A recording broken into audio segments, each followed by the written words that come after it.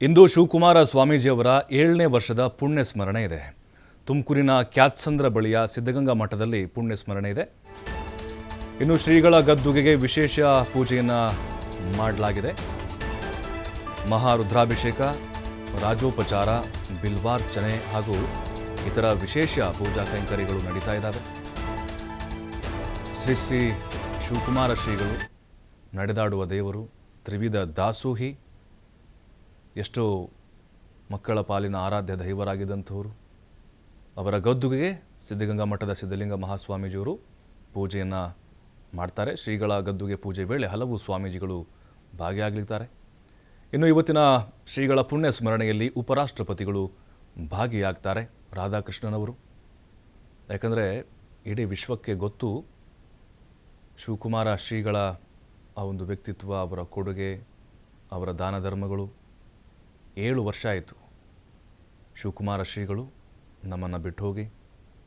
ಆದರೆ ಅವರು ಅವರು ನಡೆದುಕೊಂಡು ಬಂದಂತಹ ಪರಂಪರೆಗಳಿದಾವಲ್ಲ, ಅದೆಲ್ಲವೂ ಕೂಡ ಅದು ಹಾಗೇ ಮುಂದುವರಿತಾ ಇದೆ. ಸಿದ್ಧಲಿಂಗ ಸ್ವಾಮೀಜಿಯವರು ಅವರ ಕಾರ್ಯವನ್ನು ಮುಂದುವರಿಸ್ಕೊಂಡು ಹೋಗ್ತಾ ಇದ್ದಾರೆ.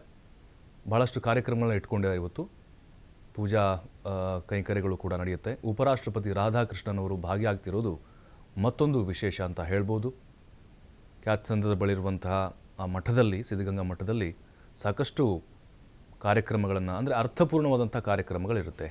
ಗೋಷ್ಠಿಗಳಿರುತ್ತೆ, ಬೇರೆ ಬೇರೆ ಮಠಗಳ ಶ್ರೀಗಳು ಬಂದಿರ್ತಾರೆ.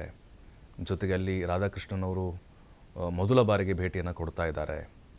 ಜೊತೆಗೆ ಅವ್ರಿಗೂ ಕೂಡ ಆ ಮಠದ ವೈಶಿಷ್ಟ್ಯಗಳ ಬಗ್ಗೆ ಸಹಜವಾಗಿಯೇ ಮಾಹಿತಿಯನ್ನು ಕೊಡ್ತಾರೆ ಅಲ್ಲಿ.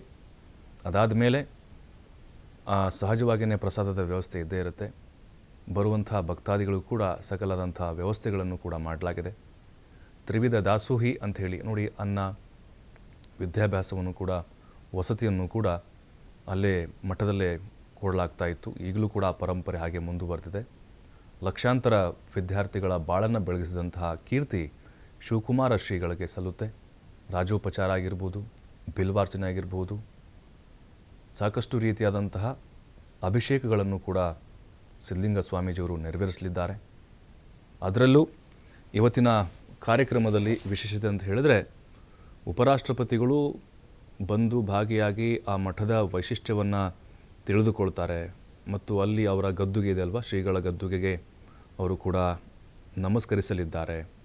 ಶ್ರೀಗಳು ಓಡಾಡಿರುವಂಥ ಜಾಗ ಆಗಿರ್ಬೋದು, ಅಲ್ಲಿ ಮಕ್ಕಳಿಗೆ ಯಾವ ರೀತಿ ವಿದ್ಯಾಭ್ಯಾಸವನ್ನು ಒದಗಿಸಲಾಗ್ತಾ ಇದೆ, ವಸತಿ ವ್ಯವಸ್ಥೆ ಹೇಗಿದೆ, ಮತ್ತು ದಾಸೋಹ ಹೇಗೆ ನಡೀತಾ ಇದೆ, ಇದೆಲ್ಲವನ್ನು ಬಹಳ ಕುತೂಹಲದಿಂದ ವೀಕ್ಷಣೆ ಮಾಡ್ತಾರೆ ಉಪರಾಷ್ಟ್ರಪತಿ ರಾಧಾಕೃಷ್ಣನವರು. ಈಗಾಗಲೇ ಎಲ್ಲ ತಯಾರಿಗಳನ್ನು ಕೂಡ ಮಠದ ಆಡಳಿತ ಮಂಡಳಿಯವರು ಮಾಡಿಕೊಂಡಿದ್ದಾರೆ. ನಡೆದಾಡುವ ದೇವರು ನಮ್ಮನ್ನು ಅಗಲಿ 7 ವರ್ಷಗಳಾಯಿತು. ಅವರ ಒಂದು ನೆನಪಿನಲ್ಲಿ ಈಗಲೂ ಕೂಡ ಸಾಕಷ್ಟು ಅರ್ಥಪೂರ್ಣ ಕಾರ್ಯಕ್ರಮಗಳನ್ನು ಪ್ರತಿ ವರ್ಷವೂ ಕೂಡ ನಡೆಸಲಾಗ್ತದೆ.